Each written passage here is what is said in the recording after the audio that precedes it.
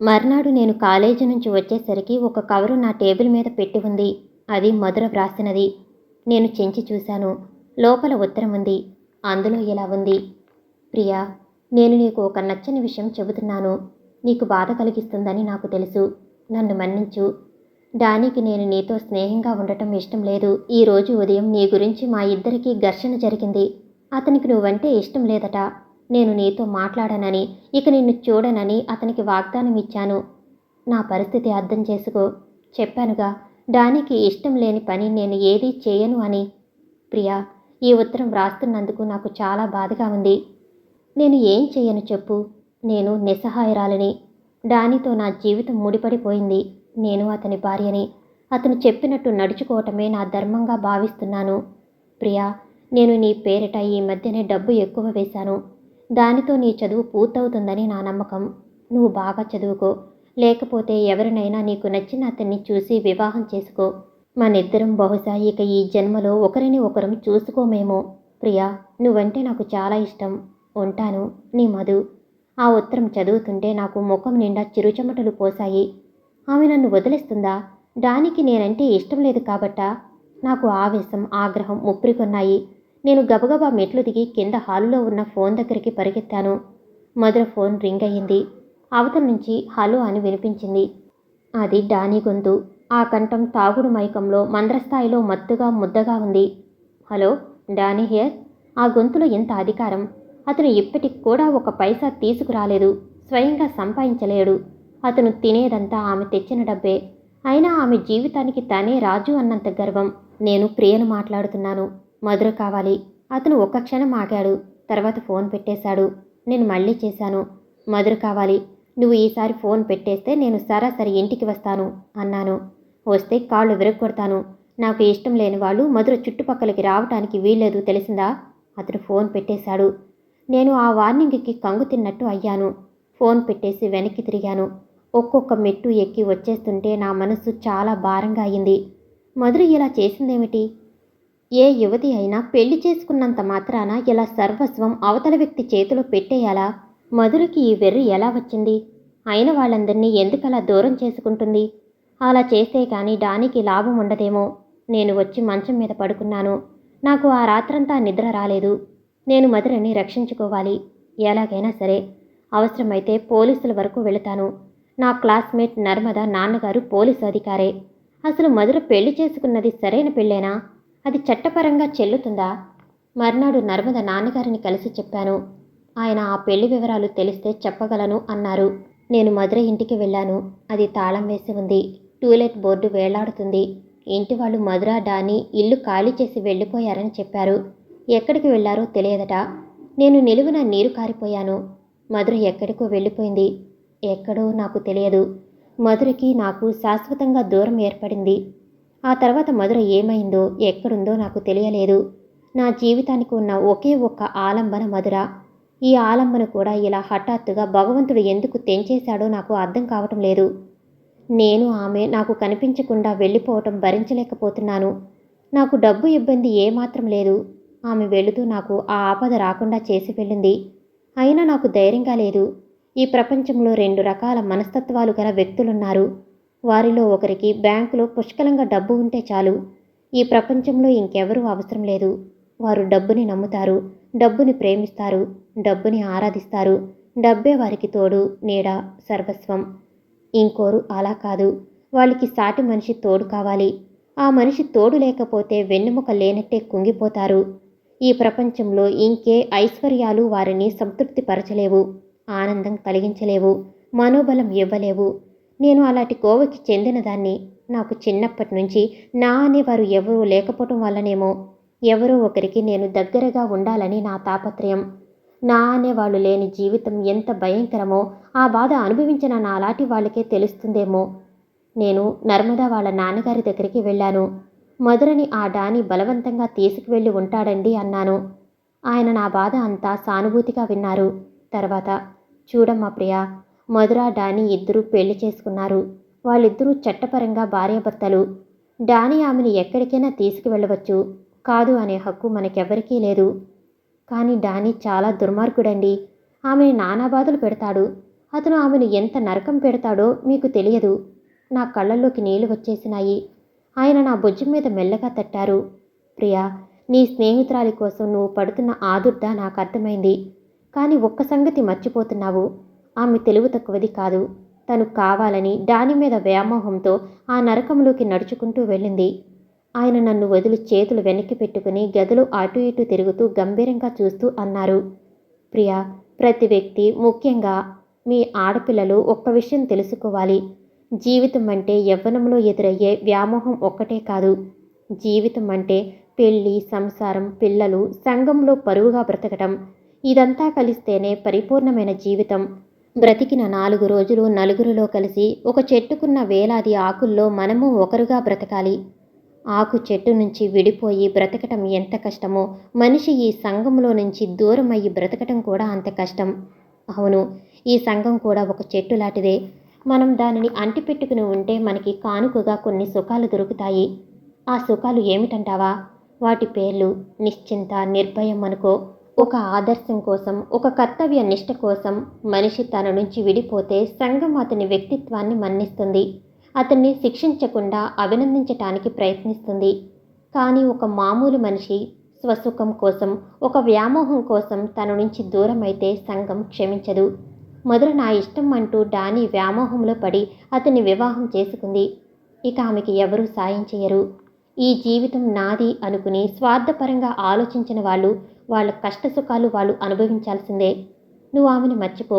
నీ చదువు మీద మనసు లగ్నం చేసుకుని నీ భవిష్యత్తు గురించి ఆలోచించుకో.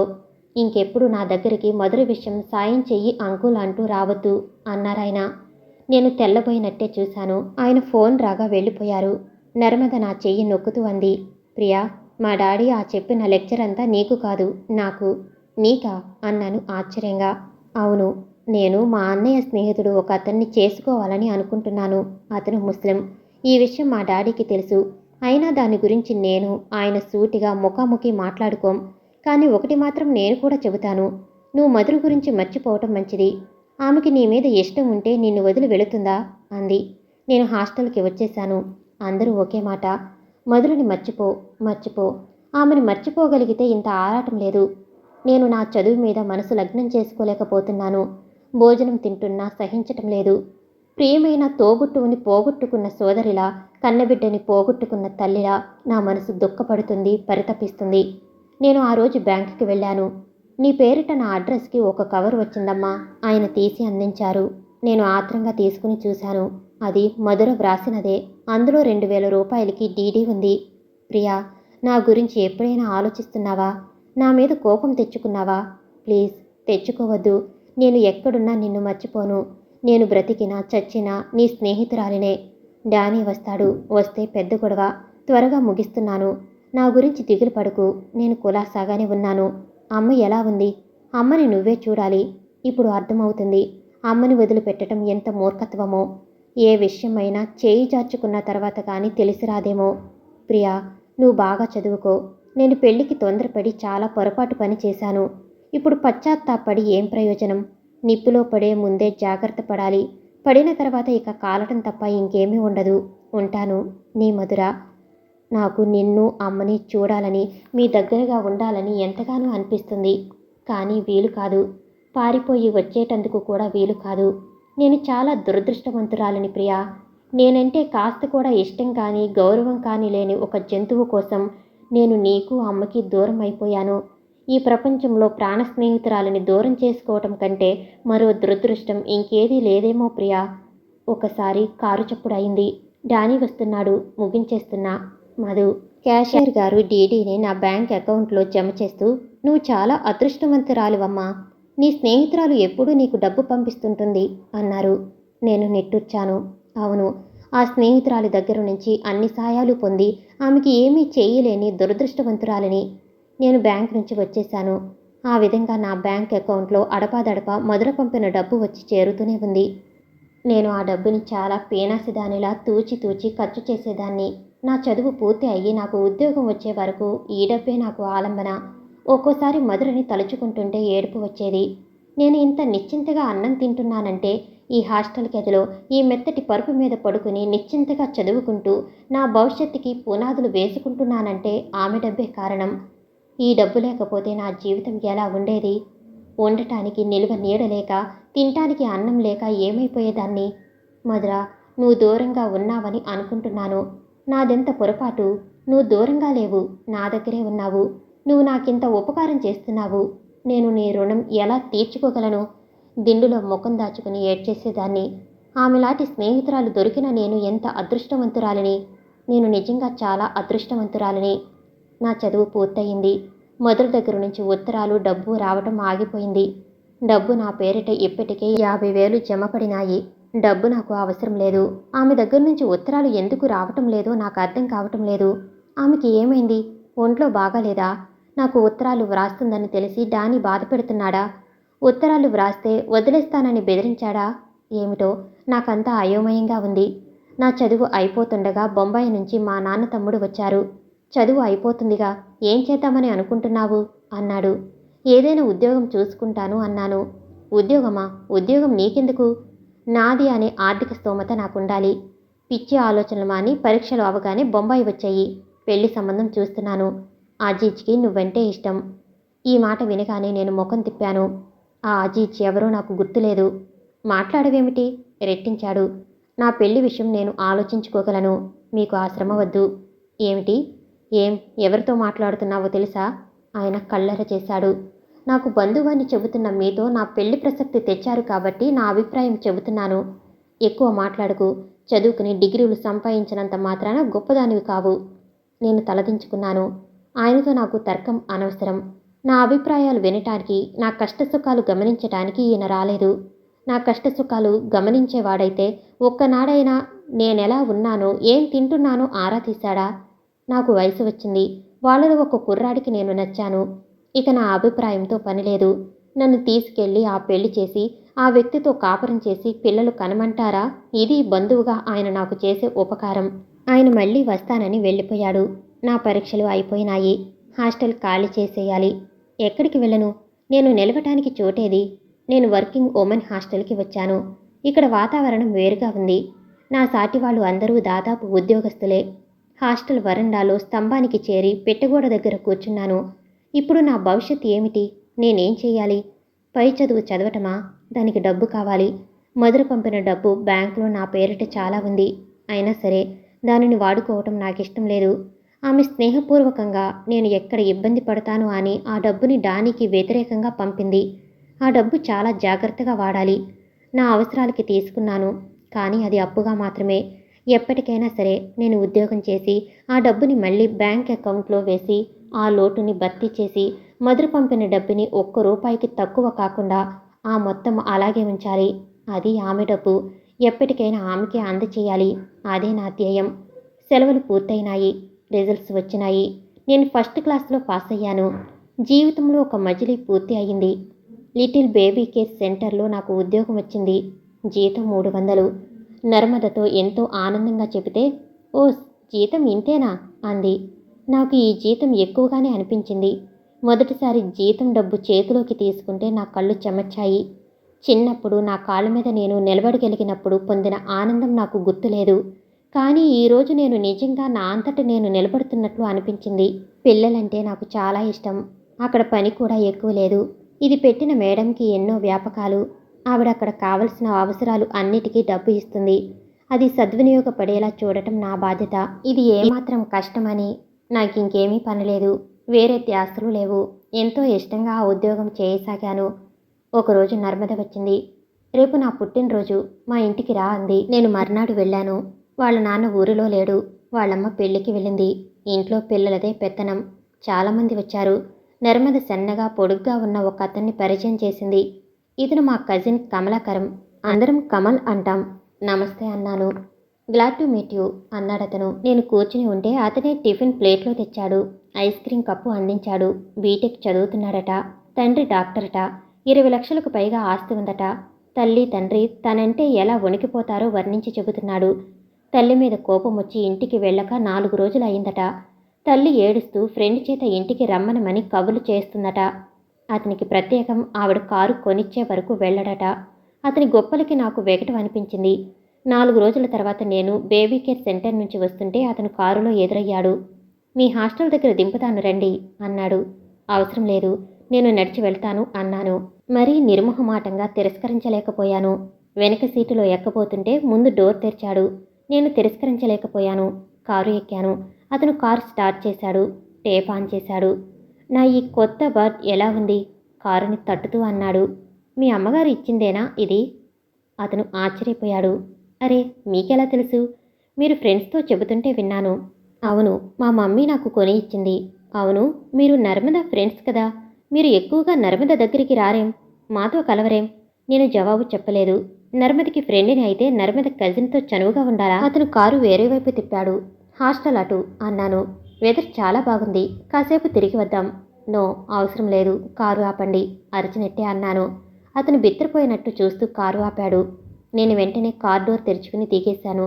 డోర్ వెంటనే టపీమని వేసి వెనక్కి తిరిగి చూడకుండా మర్యాదకైనా వస్తాను అని అనకుండా హాస్టల్ వైపు వడివడిగా నడిచి వచ్చేశాను. ఆ రాత్రి మంచం మీద పడుకుంటే నాకు అనిపించింది, ఈ స్నేహాలు, ఈ పరిచయాలు ఊబిలాగా మారకుండా మనం వాటిలో కూరుకుపోకుండా మనల్ని మనం కాపాడుకోగలగటం ఎంత అదృష్టం. మధుర ఇలాగేగా తెగిన గాలిపటమైంది. ఆ కమల్ మాటలు చేష్టలు గుర్తుకు వచ్చాయి. అతను చూడటానికి బాగానే ఉన్నాడు. డబ్బుంది, చేతిలో కారుంది. వాటిని చేతిలో తాయిలంలా ప్రతి ఆడపిల్లకి చూపించి ఆశ పెడుతుంటాడు. నువ్వు నాదానివి అయితే ఇవన్నీ నీవే అని మాటలతో చెప్పకుండా చేష్టలతో భ్రమలు కల్పిస్తాడు. వెర్రి ఆడపిల్లలు వలలో పడతారు. అతనేమీ ఊరు పేరు లేని ఆడపిల్లని చేసుకోడు. తన తండ్రి అంతస్తుకి తగ్గని వారిని, తన హోదా రెట్టింపు పెరిగే వ్యక్తి కూతురిని తప్పక చేసుకుంటాడు. ఆ చేసుకున్న తర్వాత ఆ భార్యని కూడా తల్లిని వేధించినట్టే వేధిస్తాడు. అతను స్నేహితులతో ఎంత గొప్పగా తల్లిని తను ఎలా బెదిరిస్తున్నాడో చెబుతున్నాడు. చిచ్చి, తల్లిదండ్రులను ప్రేమించిన వ్యక్తికి అసలు ప్రేమంటే ఏమిటో తెలియదు. తల్లిదండ్రుల ప్రేమని బలహీనతగా భావించే వ్యక్తి ఇక జీవితంలో మిగతా వ్యక్తుల జీవితంతో జూదం ఆడటానికి వెనుదీయడు. మధుర జీవితం కళ్ళారా చూసిన నేను ఈ పాఠం మర్చిపోగలనా? మర్నాడు నర్మద నన్ను కమల్తో సరిగ్గా ప్రవర్తించలేదని చివాట్లు వేసింది. ఆ అమ్మాయి ఏమైనా అప్సరసా? నేను ఎత్తుకుపోతానని అనుకుందా? ఏదో నీ ఫ్రెండ్ కదా అని లిఫ్ట్ ఇద్దామని అనుకున్నాను. పెద్ద పతివ్రతలా కారులోంచి దూకి పరుగులు పెట్టింది అన్నాడట. నేను అందగత్తిని కాదని కమల్ అన్నందుకు నాకేం రోషం కలగలేదు. నర్మదతో నా పరిచయం తుంచేసుకున్నాను నేను. హాస్టల్లో రాత్రివేళ ఒంటరిగా పడుకుంటే ఈ ఒంటరితనంతోనే నా జీవితం ఇలాగే ఈ హాస్టల్లోనే తెల్లవారిపోతుందేమోనని భయం వేసేది. ఎంత ఏడుపు వచ్చేది. ఎవరైనా సరే ఆ వ్యక్తికి అందచందాలు అవసరం లేదు. ఆర్థికపరమైన స్తోమత అత్యధికంగా ఉండనవసరం లేదు. ప్రాణంలా ప్రేమించమని కూడా అడగను. గౌరవాభిమానాలతో నాకు తోడు నీడగా ఉంటే చాలు. నా జీవితం అతనికి ఆనందంగా అర్పించుకుంటాను అనుకునేదాన్ని. ఆ రోజు నేను బేబీ కేర్ సెంటర్కి వచ్చాను. రూపాదేవి కోసం ఎవరో వచ్చారమ్మా, ఆయా వచ్చి చెప్పింది. నేను చేతుల్లో పాపని దింపి ఆఫీస్ రూములోకి అడుగుపెట్టాను. అక్కడ ఒక వ్యక్తి కూర్చుని ఉన్నాడు. ఎవరు కావాలి అన్నాను. అతను ఇటు తిరిగాడు. నేను ఒక్క నిమిషం అలాగే నిలబడిపోయాను. అతను నన్ను చూస్తున్నాడు. ఆ క్షణంలో నాకు తెలియలేదు, అదృష్ట దేవత ఒకానొక అపురూపమైన వ్యక్తిని నా జీవిత ప్రాంగణంలోకి పంపిందని. ఎందుకో ఆ క్షణంలో నాకు మనసు ఆనందంగా పురివిప్పిన నెమలిలా అనిపించింది. ప్రియ భర్త ముఖం మీదకి వంగుతూ, వికీ, ఆ వ్యక్తి ఎవరో తెలుసా అని అడిగింది. తెలియదు. నువ్వు చెబితే నీ నోటి నుంచి ఆ పేరు వినాలని ఉంది. చేయి ఎత్తి భార్య మెడ చుట్టూ పెనవేస్తూ అన్నాడు. వికీ, అతని పేరు వికీ. అతను. ప్రియ మాటలు పూర్తి కాలేదు. ఇంక చెప్పకు. అతని పెదవులు ఆమె నోటి మీద ఆనినాయి. ప్రియ మెల్లగా అతన్ని విడిపించుకుంది. వికీ, పెళ్లినాడే నువ్వు గడిచిన నీ 22 సంవత్సరాలలో ఏం చేశావు? ఎవరెవరు నీ జీవితంలోకి వచ్చారు అని నేను అడుగును అని వాగ్దానం చేశాను. అవును, గుర్తుంది. ఆ వాగ్దానం నేను ఎప్పుడైనా భంగం కలిగించానా అడిగాడు వికీ. లేదు, అందుకే మధుర సంగతి చెప్పలేదు. ఆమె సంగతి విన్నా వినకపోయినా నాకేం తేడా కనిపించటం లేదే. అది మన అనురాగానికి అడ్డు వచ్చేదేం కాదే. అవును. తర్వాత మధుర ఒకసారి ఉత్తరం రాసింది. ఏమని? ఇస్తాను, నువ్వే చదువు. ప్రియం వద లేచి వెళ్ళి బీరువాలో ఉత్తరం తెచ్చి భర్తకిచ్చింది. వీకీ భార్య ఒళ్ళో తలపెట్టుకుని అది చదవసాగాడు. ప్రియాతి ప్రియమైన ప్రియా, ఈ ఉత్తరం చూసి ఆశ్చర్యపోతున్నావా? లేక ఈ రాక్షసి, ఈ స్వార్థపరురాలు, ఈ మిత్రద్రోహి ఇంకా బ్రతికే ఉందని అసహించుకుంటున్నావా? ప్రియా, నా మనసులో నాకెంతో గాఢ నమ్మకం. నువ్వు నేను ఎలాంటి పరిస్థితుల్లో ఉన్నా నన్ను అసహించుకోవని. అందుకే సందు దొరికితే చాలు నీకు ఉత్తరం వ్రాయాలని, నేను బ్రతికే ఉన్నానని నీకు తెలియచేయాలని ఆరాటపడుతున్నాను. నేను ఎక్కడున్నానని, ఏం చేస్తున్నానని కదూ నీ ఆశ్చర్యం. ఎక్కడో ఒకచోట ఇంకా బ్రతికే ఉన్నాను. వింటున్నావా ప్రియా? ఎక్కడో ఒకచోట బ్రతికే ఉన్నాను. ఎక్కడుంటేనే మనిద్దరి మధ్య సప్త సముద్రాలంత దూరం. ఈ దూరం నేను దాటలేను. వీటిని ఈదే శక్తి, ధైర్యం నాకెప్పుడో పోయినాయి. నేను బ్రతుకున్నాను జీవోత్సవంలాగా. 20 సంవత్సరాల వయసులోనే 60 సంవత్సరాల అనుభవం పొందిన వ్యక్తిలా ఉన్నాను. నా ఆ పాత జీవితం, అమ్మ దగ్గర ఉండటం, ఆ ఏమీ తెలియని బాల్యం, అదంతా ఒక కలలా ఉంది. నా తల్లిదండ్రులని తలుచుకుంటుంటే నాకు చాలా కోపం వస్తుంది. వాళ్ళు నన్ను ఈ మార్గాన ఎందుకు వెళ్ళనిచ్చారు? ఇది నా పతనావస్థ అని తెలిసి కూడా నన్ను ఎందుకు ఆటంకపరచలేదు? నేను వాళ్ళ మాట వినని మాట నిజమే, ఎదురు తిరిగిన మాట కూడా వాస్తవమే. కానీ అది నా మూర్ఖత్వం, అమాయకత్వం. ఒక మనిషి మూర్ఖత్వంతో, అమాయకత్వంతో పెడత్రోవ పట్టిపోతుంటే చూస్తూ వదిలేసే వాళ్ళు ఆప్తులేనా? అందులోనూ పిల్లల పట్ల బాధ్యత, ప్రేమగల తల్లిదండ్రులు. నా కర్మ నేనే అనుభవిస్తానులే అని ఊరుకోవటం నా వాళ్ళు నా పట్ల చేసిన అన్యాయం. నేను వాళ్ళని విమర్శిస్తున్నానని నువ్వు అనుకుంటున్నావు కదూ? అవును, నాకు వాళ్ళని అనాలనిపిస్తుంది. ఎందుకంటే వాళ్ళు నా వాళ్ళు కాబట్టి. ప్రియా, నాకు నీ దగ్గరగా రావాలని ఉంది. చచ్చిపోయే ముందు కనీసం కొద్ది రోజులకైనా నా వాళ్ళ దగ్గర బ్రతకాలని ఉంది. రోజుకో కొత్త మనిషి, రోజుకో కొత్త ఊరు. నా పరిస్థితి ఊహించగలవా? నా మనసు నాకిష్టమైన మీ దగ్గరే వదిలేసి వచ్చి నా శరీరం మాత్రం ఈ నరకంలో వేగుతున్నట్టుగా ఉంది. ఇలాంటి బ్రతుకు నువ్వు ఇంకా ఎందుకు బ్రతుకుతున్నావు? చావటానికి నీకు మార్గమే తోచలేదా అని మీరందరూ నిలదీయవచ్చు. కానీ ప్రియా, కిటికీలో నుంచి చూస్తే నీలంగా కనిపించే ఈ అనంతమైన ఆకాశం, లేత లేత చివుళ్లతో సరికొత్త అందాలు వెదజిల్లుతున్న ఆ మామిడి చెట్టు, విరగబూసిన ఆ మధులత పూలు నువ్వెందుకు చావాలి అని నన్ను నిలదీస్తున్నాయి. వాటికి చీడ పడితే ఆ కొమ్మలు కత్తిరించి మందు వేసే మాలి వాడికి ఉన్నాడు. మనిషి తప్పు చేయటం కూడా ఒకలాంటి చీడే. చీడని అయిన వాళ్ళే అంతం చేయించాలి. ప్రియా, నేను తప్పు చేసిన మాట నిజమే. అంత మాత్రాన చచ్చిపోవలసిందేనా? నా తప్పు నేను తెలుసుకున్నాను. నేను పశ్చాత్తాపడుతున్నాను. తల వంచుకుని మీ దగ్గరికి వచ్చేసి మీ ముందు మౌనంగా నిలబడాలని ఉంది. నేను నా వాళ్ళు అనుకున్న మీరు కూడా నన్ను తిరస్కరిస్తే ఇక ఇప్పుడు నాకు చావే శరణ్యం అవుతుందేమో. ప్రియా, నాకు నిన్ను చూడాలని ఉంది. చిన్నప్పటిలాగానే మనిద్దరం కబుర్లు చెప్పుకుంటూ ఒకే చోట గడపగలిగితే ఎంత బాగుంటుంది కదూ. ఆ ఆశతోనే బ్రతుకుతున్నాను. నేను ఎప్పటికైనా నీకు తిరిగి కనిపిస్తాను. నువ్వు నన్ను ఆదరిస్తావో లేక నేనెవరో తెలియనట్టుగా నన్ను తిరస్కరిస్తావో నాకు తెలియదు. అది నా అదృష్టం మీద ఆధారపడి ఉంటుంది. నువ్వు ఎలా ఉన్నావు? బాగానే ఉంటావని నా నమ్మకం. ఎందుకంటే నీకు జీవితం విలువ తెలుసు కాబట్టి. జీవితంలో ప్రతి అడుగు తూచివేయగలిగిన మనిషే జీవన సౌధంలో పైమెట్టుకి వెళ్ళగలుగుతాడు, సుఖ సంతోషాలు పొందగలుగుతారు. ఇది నా నమ్మకం. ప్రియా, ఒక్కసారి జీవితంలో మరొక్కసారి నీ దగ్గరగా కూర్చుని మనసారా హాయిగా నవ్వాలని ఉంది. నేను మధురనే, ఒక పిచ్చిదాన్ని కాదు అని గుర్తు చేసుకోవాలి అనిపిస్తుంది. నేను మారాను, చాలా మారాను. ఏమేమో మార్పులు వచ్చాయని మాత్రం అడగకు సుమా. చూస్తే నీకే అర్థమవుతాయి. ఎప్పటికి నిన్ను కలుసుకుంటానా అని క్షణాలు లెక్క పెట్టుకుంటూ గడుపుతున్నాను. నువ్వు నన్ను చూసి గుర్తుపట్టగలవా లేదా అనేదే నా భయం. నా ఎదురుగుండా నా చిన్నప్పటి ఫోటో, మనం కాలేజీకి వచ్చిన మొదటి సంవత్సరంది ఉంది. ఆ ఫోటో చూస్తే ఏడుపు వస్తుంది. నా పాత జీవితంలో నన్ను నాకు గుర్తు చేసేది ఈ ఒక్క జ్ఞాపక చిహ్నమే. ఉంటాను. నా ఈ ఉత్తరం నీకు అందుతుందో అందదోనని భయం. చెప్పానుగా, అడుగడుగున ప్రతి వాళ్ళ మీద అనుమానం, ప్రతి పని పట్ల భయం. ఇది ఇప్పటి నా మానసిక స్థితి.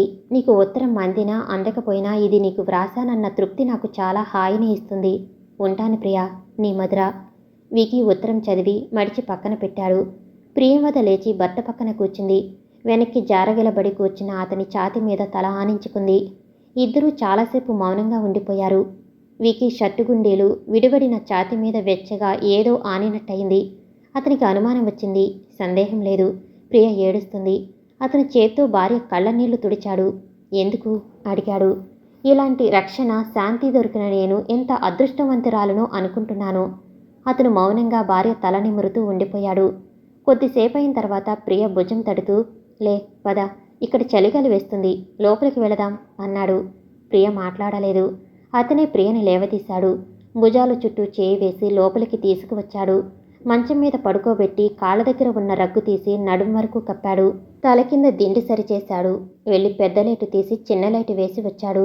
అతను మంచం మీద పడుకున్నాడు. ప్రియ ఇంకా అలాగే చూస్తుంటే కుడి చేయి కళ్ళ మీద కప్పి, గుడ్ గర్ల్, ఆలోచనలు గతాలు స్వగతాలు చాలుగాని ఇక నిద్రపో అన్నాడు బుగ్గ మీద సుతారంగా పెదాలు ఆనించి. గుడ్ నైట్ అన్నాడు. మరో 10 నిమిషాల్లో అతను గాఢ నిద్రకి వశమైపోయినట్టు అతని ఉచ్ఛ్వాస నిశ్వాసలే తెలుపుతున్నాయి. ప్రియమతికి నిద్ర రావటం లేదు. పైకప్పుకేసి చూస్తూ పడుకుంది. మాటిమాటికి డెస్టిట్యూట్ హోంలో ఉన్న మధురే కళ్ళ ముందు కనిపిస్తుంది. తను ఎంత పొరపాటు చేసింది. మధురని వెంటనే తను తీసుకువస్తే ఎంత బాగుండేది. వికీకి చెప్పిందే ఎలా? వికీకి మధుర ఎవరో తెలియచేయకుండా ఎలా తీసుకురావటం? ఏమిటో అంతా సడన్గా అయిపోయింది. మధురని ఆ స్థితిలో చూడటం తనకి ఒక షాక్లా అనిపించింది. ఇంత చిన్న వయసులో మనిషిలో అంత పెద్ద మార్పా? ఎంత భయంకరం. జీవితంలో నా అనేవాళ్ళు లేని తను ఆ పరిస్థితిలో ఉండాల్సింది. డబ్బు తల్లిదండ్రులు అన్నీ ఉన్నా మధుర అలా అవటం ఎంత విషాదం. ప్రియమతికి తన భర్త, తన ఇల్లు, తన పిల్లలు ఈ విలువ అందరికంటే బాగానే తెలుసు. కానీ ఈ క్షణంలో ఆ గుర్తింపు ఇంకా అంతయ్యి ఇంతయ్యి 1,000,000 రెట్లు పెరిగినట్లుగా అనిపించసాగింది. రేపు మధురని తన ఇంటికి తీసుకువస్తుంది. డాక్టర్లకి చూపిస్తుంది. ఒకవేళ ఆమె చచ్చిపోతే తన దగ్గరే ఆమెకు ప్రియమైన తన చేతుల్లోనే చచ్చిపోతుంది. అనాథగా అనామకురాలిగా మాత్రం కానే కాదు. ప్రియంవద పక్కకి తిరిగి కాస్త జరిగి భర్త చాచి ఉన్న చేయి వంపులో ముఖం దాచుకుంది. ఈ వెచ్చటి స్పర్శ పక్కనే ఉన్నా అతను ఉన్నాడు అనే ధైర్యం మనసుకి కొన్నంత బలం ఇస్తున్నట్టుగా ఉంది. వికీ తనని పెళ్లి చేసుకోవటం ఎంత రొమాంటిక్గా జరిగింది. అది ఒక తీయటి కళ. అతని తల్లికి తనంటే ఇష్టం లేదు. అయినా అతను తనని పెళ్లి చేసుకున్నాడు. పెళ్లి అవగానే తను చేసిన మొదటి పని అతని తల్లికి ఆగ్రహం తగ్గించి ఆవిడ అభిమానం సంపాదించుకోవటం. ఆవిడికి ఇప్పుడు వికీ కంటే తనంటేనే అభిమానం ఎక్కువ. మావాడు కొన్ని విషయాల్లో ఎంత ఉదారంగా ఉంటాడో కొన్ని విషయాల్లో అంత మొండివాడమ్మా. వాడికి కోపం రాదు. వస్తే జగమొండి. అందరిలా కేకలేయడు, పోట్లాడడు, మాట్లాడకుండా బిగుసుకుపోతాడు. ఇక ఆ పాషాణం కరగదు. జాగ్రత్త సుమా. అలాగే, ప్రేమవద చిరునవ్వుతో అంది. ఆవిడికి కొడుకు అంటే పంచప్రాణాలు. డబ్బు ఉంది. అతని వ్యక్తిత్వానికి ధీటైన ఆడపిల్ల రాకపోతే అతని జీవితం, అతనితో పాటు తన జీవితం నరకం అవుతాయని ఆవిడ భయం. ప్రియ ఆవిడ ఆత్మీయులైపోయారు. ప్రియవద ప్రతి విషయంలోనూ ఆవిడని సంప్రదించి ఆవిడ పెద్దరికానికి గౌరవం ఇస్తుంది. తనకిష్టమైనది ఆవిడికి ఇష్టం కానిది చేయాల్సి వస్తే మొదట్లో ఆవిడికి నచ్చ చెప్పేస్తుంది. వికీ అప్పుడప్పుడు నా జీవితంలో బెస్ట్ పాయింట్ని నువ్వు పడగొట్టేశావు కదా అనేవాడు. ఏమిటది అంది. మా అమ్మ ఇష్టానికి వ్యతిరేకంగా నిన్ను చేసుకున్నాను అని నిన్ను సాధించడానికి వీలు లేదు కదా. ఆవిడ నువ్వు మంచి చేసుకున్నావు కదా. ప్రియ అతను చేయి పట్టుకుంది. నిజం చెప్పు, మీ అమ్మగారు నా మూలంగా దూరం అయితే నీకు బాగుండేదా? నా జీవితంలో వీకెస్ట్ పాయింట్ ఏదైనా ఉంది అంటే మా అమ్మే. ఆవిడని లెక్క చేయనట్టు పైకి మాట్లాడతానే తప్ప ఆవిడ మనసు దేనికైనా బాధపడితే నేను భరించలేను. ప్రియా, నీకు తెలియదు. అమ్మ మా డాడీ చిన్నప్పుడే పోతే నా కోసమే బ్రతికిందని నాకు తెలుసు. నిన్ను బేబీ కేర్ సెంటర్లో చూసిన తర్వాత నాకే అనిపించింది, ఇలా నా వివక్షత లేకుండా ప్రేమని పెంచి ఇవ్వగలిగే వ్యక్తి నాకు కావాలి. ఎందుకంటే నా ఈ జీవితం నా ఒక్కడిది కాదు. నా జీవితంలో మా అమ్మ ఉంది. చిన్న విషయానికి తననే సంప్రదింపులకు వచ్చే నా బంధుజనం ఉన్నారు. మా బాబాయి, మా పెదనాన్న పెద్దవారు, మా అత్తయ్య భర్త పోయాడు. వాళ్ళ కుటుంబాలు నా మీదనే ఆధారపడతాయి. ఇది కాక నా వ్యాపార రీత్యా సందడి, వాళ్ళుగాక నా స్నేహితులు, వాళ్ళ కుటుంబాలు, ఇంతమందితో నా జీవితం అల్లుకుపోయి ఉంది. వీళ్లతో నన్ను విడదీయకుండా వీళ్ళంతా మనవాళ్ళు అని నమ్మిన వ్యక్తి కావాలి నాకు. నా స్వసుఖమే నాది. నా కుటుంబం, నా బంధువులు, స్నేహితులు వీళ్లతో కలిసిపోయి నన్ను, నా బాధ్యతల్ని అర్థం చేసుకునే వ్యక్తి కావాలి నాకు. ప్రియ అతని మాటలు శ్రద్ధగా వింది. అందులో ఒక్క అక్షరం కూడా మర్చిపోకుండా ఉండటానికి నిర్ణయించుకుంది. ఆ తర్వాత మళ్ళీ ఎప్పుడూ అతను ఆ ప్రసక్తి తీసుకురాలేదు. ప్రేమవద అతని ఆశలకి భిన్నంగా, అతని మనసు నొప్పించే విధంగా ఏనాడూ ప్రవర్తించలేదు. అతని బాధ్యతలని, సమస్యలని, ఇంటి భారం తన మీద వేసుకుని అతనికి శ్రమ తగ్గించింది. అతని జీవితంలో తనని ఎందుకు కోరుకున్నాడో ఒక్క క్షణం కూడా మర్చిపోనట్టుగా ప్రవర్తించేది. అతని మనసుకి ఎప్పుడూ అశాంతి కలిగనిచ్చేది కాదు. వ్యాపార సంబంధమైన పనుల ద్వారా అతను ఇంటికి అన్న టైంకి రాలేకపోతే అలిగేది కాదు. సారీ ప్రియా వస్తూనే అతను అంటుంటే అతని నోరు మూసేది. ఇందులో సారీ చెప్పటానికి ఏముంది? 1 గంట ఆలస్యమైతే ఏమైంది? జీవితం అంతా కలిసి ఉండాల్సిన వాళ్ళం. పరాయి వాళ్ళకి టైం ఇచ్చినప్పుడు ఎంగేజ్మెంట్స్ ఫిక్స్ చేయటం లేదు కదా. చిరునవ్వుతో అంటుంటే అతను భార్య కళ్ళల్లోకి ఆ మాటలు అనటంలో నిజం ఎంత ఉందా అని శోధిస్తున్నట్టు వెతికేవాడు. ప్రియమద కళ్ళల్లో అతనికి నటన కనిపించేది కాదు. ప్రియ విశేషం అదే. ఏ పని చేసినా ఏ మాట చెప్పినా అందులో నిగూఢార్థం నటన ఎంతమాత్రం ఉండవు. ప్రియ మరుక్షణంలో అతని బిగి కౌగిలిలో బందీ అయిపోయేది. అతను కోరుకున్న దానికంటే, ఆశించిన దానికంటే, ఊహించిన దానికంటే ఉన్నతంగా ప్రవర్తించే ప్రియ వ్యక్తిత్వం ఇలాంటి క్షణాల్లో బయటపడుతుంటే అతనికి ఎనలేని సంతోషం కలిగేది. ఆ ఆనందంతో భార్యని ఉక్కిరిబిక్కిరి చేసేవాడు. నేను అప్పుడు అనుకోలేదు సుమా అనేవాడు. వికీ అలా చిన్నపిల్లాడిలా ఎంతో సంతోషంగా మాట్లాడుతుంటే ప్రియమతికి చెప్పలేని ఆనందంగా ఉండేది. ఆ ఆనందం జీవితంలో తనకి భగవంతుడు ప్రసాదించిన ఎనలేని కానుక అనిపించేది. ప్రియమతికి తన ఇల్లు, తన పిల్లలు, తన అత్తగారు, తన బంధుజనం ఇదే లోకం. ఈ ప్రపంచం తనకి ఇచ్చిన వికీ అంటే పంచప్రాణాలు. తను ఏ పని చేసినా అతని ఆనందం రెట్టింపు అవ్వాలి అన్నట్టు ఉండేది. తన వలన అతని గౌరవం మరింత పెరగాలి. అతను తనని కావాలని చేసుకుని తనకి ఎంత ఆనందం, సుఖం ఇస్తున్నాడు, దానికి రెట్టింపు అతనికి అందివ్వాలి అనుకునేది. అలాగే గడిచాయి సంవత్సరాలు. రత్నాలాంటి పిల్లలు కలిగారు. ఆ పిల్లల్ని చూస్తే ఇంట్లో బయట అందరికీ ముద్దే. క్రమశిక్షణ, మంచి ప్రవర్తన, మళ్ళీ వాళ్ళ తెలివితేటలు అణిచిపెట్టని స్వతంత్రం వాళ్ళకి ఉంది. వికీ, ప్రియమద ఆనందాన్ని వాళ్ళు 100 రెట్లు అధికం చేశారు. వారిద్దరి సంసారం ఒక స్వర్గం. అదొక సుందర స్వప్నం. దానిని వారిద్దరూ భార్యాభర్తలుగా జాగ్రత్తగా నిర్మించుకున్నారు. ఆ ఇల్లు, ఆ పిల్లలు, ఆ శాంతి, ఆ సుఖం ప్రియంవద, వికీల స్వయం కృషి ఫలితం. బంధువులందరిలో వారికి ఒక ప్రత్యేక గుర్తింపు. వికీ స్నేహితుల్లో అతని పట్ల ఈర్ష్య కలిగించేటంత ప్రత్యేకత. సాటి వ్యాపార భాగస్వామ్యుల్లో వికీ చతురుడు. అందుకే ఇటు వ్యాపారంలోనే కాదు, అటు గృహ జీవితంలో కూడా విజయం సాధించాడు అనుకునేవాళ్ళు. అతని తెలివితేటలు ఏమీ లేవు. అలాంటి భార్య దొరకటం అదృష్టం అనేవాళ్ళు. వికీ వాళ్ళ విమర్శలని, ప్రశంసలని చిరునవ్వుతో వినేవాడు. అతనికి ఎవరు ఎలా అనుకున్నా పర్వాలేదు.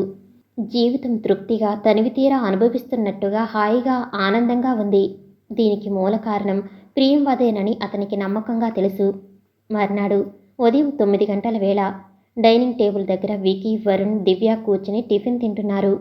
వికీ పిల్లలతో కలిసి టేబుల్ దగ్గర కూర్చుంటే ఇక అక్కడ నవ్వుల జల్లులు కురుస్తూనే ఉంటాయి. పిల్లలకి అప్పటికప్పుడు పిల్లి మీదనో ఎలక మీదనో పెట్టి కథ చెప్పేయటం వికీకి అభ్యాసమైన విద్య. ఒక సోమరిపోతు ఎలుక కష్టపడి పని చేయకుండా ఉన్నందుకు ఎన్ని తిప్పలు పడిందో చెబుతున్నాడు.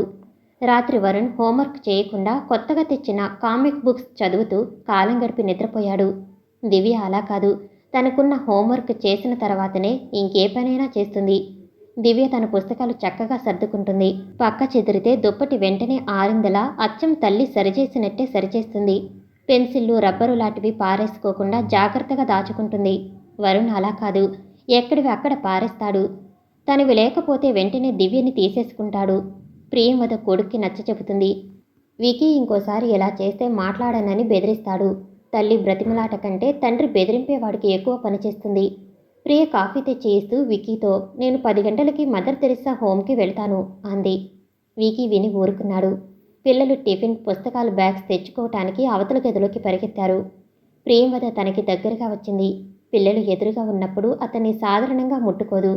వికీ భుజం మీద చేయి వేస్తూ నేను అని పూర్తి చేయలేనట్టు అసంపూర్తిగా ఆగిపోయింది. ఏమిటి ప్రియా?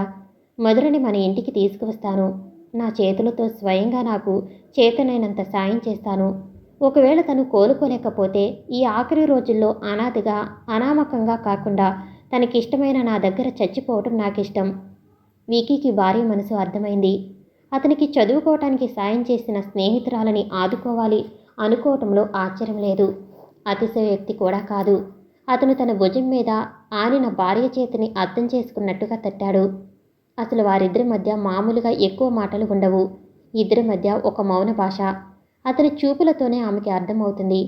అతనికి ఆమె గురించి అంతకంటే ఎక్కువే అవగాహన ఉంది. ఒకరికి ఒకరు అడగకుండానే ఒకరి మనసు ఒకరు ఎరిగి ప్రవర్తించటం వారిద్దరికీ పెళ్లి అయినప్పటి నుంచి అలవాటు అయ్యింది. వికీ అన్నాడు, ప్రియా, నీ స్నేహితురాలి పరిస్థితి చాలా ప్రమాదంగా ఉంది. ఆ స్థితిలో ఉన్న మనిషిని ఇంట్లో ఉంచుకోవటం మంచిది కాదు. ఆ ఫోన్ ఇలా పట్టుకురా అన్నాడు. ప్రియమద వెళ్ళి ఫోన్ తీసుకువచ్చింది. అతను నంబర్ డయల్ చేశాడు. హలో, కరుణ నర్సింగ్ హోమ్. అవతల నుంచి పలకగానే డాక్టర్ మూర్తిని పిలవండి అని మూర్తి రాగానే మధురని హాస్పిటల్లో చేర్పించుకునే విధంగా కోరాడు. 2 నిమిషాలు మాట్లాడిన తర్వాత ఫోన్ పెట్టేస్తూ వికీ తలెత్తి భార్య వైపు చూశాడు. అతను ఫోన్లో డాక్టర్ మూర్తితో మాట్లాడుతున్నంతసేపు ప్రియ చేయి అతని భుజం మీద ఆనే ఉంది. ప్రియా, ఇక నువ్వు దిగులు పడకు. 1 గంటకల్లా మీ మధురని నర్సింగ్ హోంలో స్పెషల్ రూమ్లో అన్ని సౌకర్యాలతో ఉండేటట్టు డాక్టర్ మూర్తి ఏర్పాటు చేశాడు. నేను 1 గంటకి వస్తాను. మనిద్దరం కలిసి వెళ్ళి చూసి వద్దాం, ఓకే అన్నాడు లేస్తూ. ప్రియంవద తల ఊపింది. కళ్ళు లీలగా చెమ్మగిల్లుతున్నాయి. ముఖంలో ఆనందం కనిపిస్తుంది. పిల్లలు పరిగెత్తుకు వచ్చారు. బాయ్ మమ్మీ అంటూ ప్రియంవద బొగ్గ మీద ముద్దు ఇచ్చి పరిగెత్తారు. వెళ్ళిపోతున్న వికీ ఆగి వెనక్కి తిరిగి చూశాడు. అక్కడ ప్రియంవద నిలబడి ఉంది. అతను వెనక్కి తిరిగి దగ్గరికి వచ్చాడు. బొగ్గ మీద ముద్దు పెట్టుకుని బాయ్ తగ్గు స్వరంతో అన్నాడు. థ్యాంక్ యూ అంది. దేనికి? మధురకి సాయం చేస్తున్నందుకు. నీ స్నేహితురాలు అంటే సాయం చేయాల్సిన బాధ్యత నాది కాదా? మరీ అలా కృతజ్ఞతాభారంగా ఉండకమ్మడు. దబాయించి నాతో పని చేయించుకో. ప్రియ అతను అన్న తీరుకు ఫకాలున నవ్వింది. కింద నుంచి భయమని హారన్ ఆగకుండా వినిపించింది. వెళ్తున్నా, 1 గంటకి వస్తాను భార్యకి చెప్పి వికీ పిల్లల దగ్గరికి పరిగెత్తాడు. ప్రియమద వరండాలోకి వచ్చింది. అప్పటికి వరుణ్ హారన్ మోగిస్తున్నాడు. తండ్రి రాకని చూసి ఆపాడు. వికీ డ్రైవింగ్ సీటులో కూర్చున్నాడు. కారు వెళుతుంటే వరండాలో నిలబడి ఉన్న ప్రియంవదకి పిల్లలిద్దరూ చేతులు ఊపారు. వాళ్ళు వెళ్ళిపోయిన తర్వాత కూడా ప్రియ ఒక్క క్షణం అలాగే నిలబడిపోయింది. తనకి భగవంతుడు ఎంత ఆనందం, ఎంత శాంతి ప్రసాదించాడు.